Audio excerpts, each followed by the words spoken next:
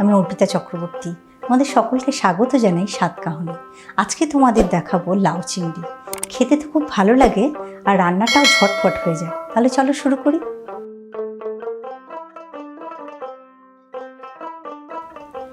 প্রথমে চিংড়ি মাছগুলো ভেজে নেব। 2 টেবিল স্পুন মতো তেল দিচ্ছি। আমি এখানে 200 গ্রাম চিংড়ি নিয়েছি।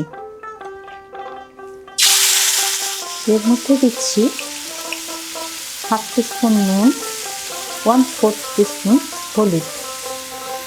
হালকা করে ভেজে নেব।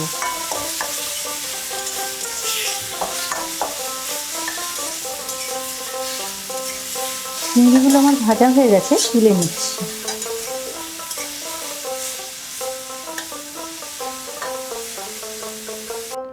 ফোর টেবিল স্পুন মতো তেল দেব। তেল গরম হয়ে গেছে, এক এক করে ফোড়ন দিয়ে নিয়ে লাউটা ছেড়ে দেব। 1 টিস্পুন জিরে,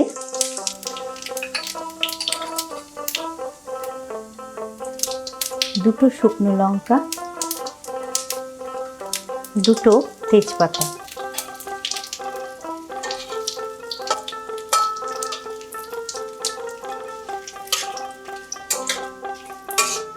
আমি এখানে একটা ছোট লাউ নিয়েছি, একটু লম্বা লম্বা করে কেটে নিয়েছি।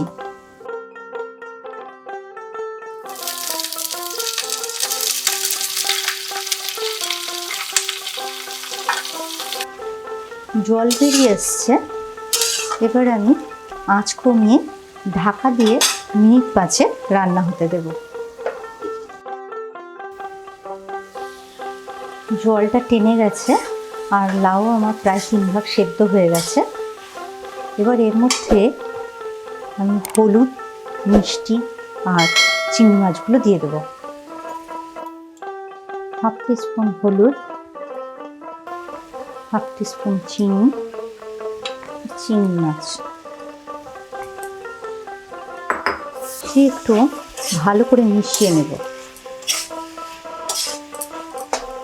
জালটা কমা ব্যবহার করে আমি একটু 1 মিনিট মতো কষে নেব।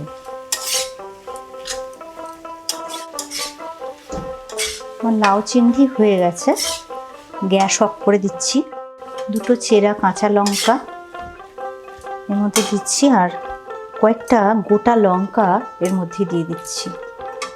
আর দিচ্ছি একটু ধনেপাতা, হাত দিয়ে ছিঁড়ে দিয়ে দিচ্ছি।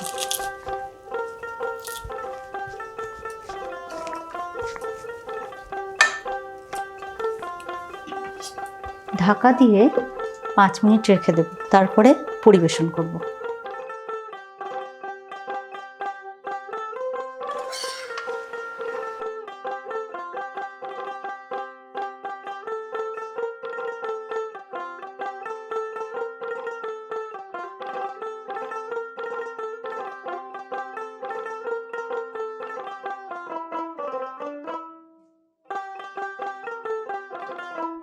তৈরি হয়ে গেল লাউ চিংড়ি। ঘরে অবশ্যই ট্রাই করবে। একটু গরম ভাত হলে ব্যাস, আর কিছুর দরকার নেই। আর এই রেসিপিটা তোমাদের কেমন লাগলো কমেন্ট বক্সে অবশ্যই কমেন্ট করে জানাবে। আর যদি নতুন রান্না কিছু দেখতে চাও সেটাও কমেন্ট করে জানাবে। খুব ভালো থেকো তোমরা। ফিরে আসছি খুব শিগগিরই নতুন রান্নার রেসিপি নিয়ে।